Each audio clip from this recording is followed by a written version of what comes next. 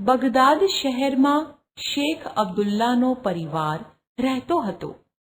શેખ અબ્દુલ્લા ખૂબ જ ધાર્મિક હતા. દર વર્ષે હજ પર અનેક લોકો જતા ત્યારે તેમને પણ હજ કરી આવવાની તીવ્ર ઈચ્છા રહેતી, પરંતુ ગરીબીને કારણે તેઓ હજ કરવા જઈ શકતા ન હતા. એક વર્ષે જ્યારે બગદાદના લોકો હજ માટે નીકળ્યા ત્યારે શેખ અબ્દુલ્લાને તેમની ગરીબાઈને કારણે હજમાં ન જોડાઈ શકવાનું ભારે દુઃખ થયું. તેઓ વિચારવા લાગ્યા, જો મારી પાસે પૈસા હોત તો હું પણ હજ કરી પુણ્ય મેળવત. શેખ અબ્દુલ્લાને હજ કરવા જવાનું વારંવાર યાદ આવતું, પરંતુ તેઓ મન મારીને બેસી જતા. એક વખત રાત્રે તેઓ સૂઈ ગયા હતા અને અચાનક તેમની ઊંઘ ઉડી ગઈ. તેમને કોઈનો અવાજ સંભળાયો. તેઓ શાંતિથી સાંભળી રહ્યા. વાત કરવાવાળા બે ફરિશ્તા હતા. એક ફરિશ્તાએ બીજાને પૂછ્યું, હે ભાઈ, આજે જે લોકો મક્કા શરીફમાં હજ કરી રહ્યા છે, શું ખુદાએ તે બધાની હજ કબૂલ કરી દીધી છે? તો બીજા ફરિશ્તાએ જવાબ આપ્યો, ના, બધાનો તો સ્વીકાર નથી કર્યો. પહેલા ફરિશ્તાએ પૂછ્યું, તો પછી ખુદાએ કોની હજ સ્વીકારી છે? બીજાએ કહ્યું, એ હાજીઓમાંથી કોઈની પણ હજ સ્વીકારી નથી. પહેલાએ પ્રશ્ન કર્યો કે તો પછી આ વર્ષે હજનું પુણ્ય કોઈને પણ નહીં મળે? બીજાએ જવાબ આપ્યો, કેમ નહીં મળે? પુણ્ય તો મળી ગયું છે.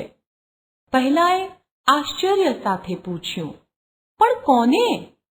બીજાએ હસતા હસતા જવાબ આપ્યો, દમાસ્કસના અલી હુસૈન મોચીને.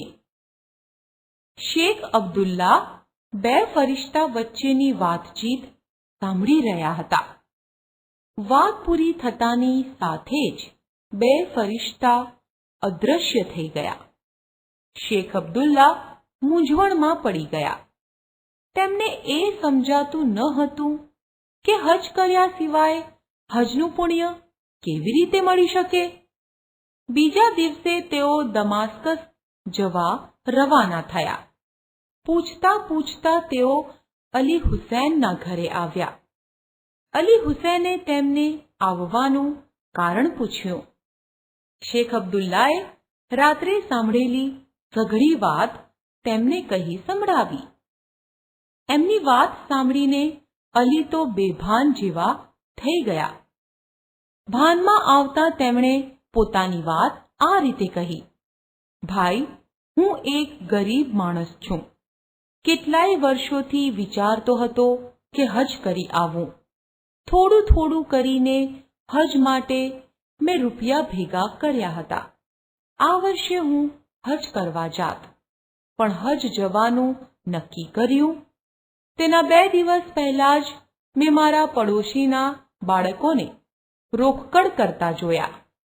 કારણ પૂછ્યું તો જાણવા મળ્યું કે તે બિચારા બાળકોને કેટલાય દિવસોથી ખાવા માટે કંઈ જ મળ્યું ન હતું અને ખાવાનું મેળવવાનો કોઈ જ રસ્તો દેખાતો ન હતો.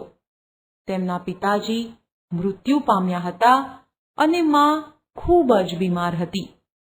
મારાથી એ બાળકોનું દુઃખ સહન ન થયું.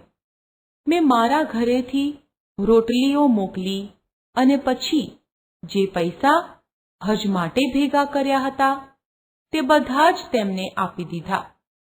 મેં વિચાર્યું કે હજ તો ગમે ત્યારે જઈ શકાશે, પરંતુ આ બાળકોની તકલીફ તો મારે આજે જ દૂર કરવી જોઈએ. હવે આપ કહો, તેઓની આ હાલત જોઈને હું હજની ખુશાલી કેવી રીતે ઉજવી શકું? શેખ અબ્દુલ્લાએ ઊંડો શ્વાસ લીધો, ખુદાનો આભાર માન્યો અને મોચીને કહેવા લાગ્યો, ભાઈ હુસેન, તમારી વાત સાચી છે. ખુદાને ખુદાઈ પ્યારી છે. તમે ગરીબ હોવા છતાં પેલા દુઃખી બાળકોને મદદ કરી અને હજનો વિચાર છોડી દીધો. એ જ કારણ છે કે ખુદાના દરબારમાં માત્ર તમારી જ હજ મંજૂર થઈ.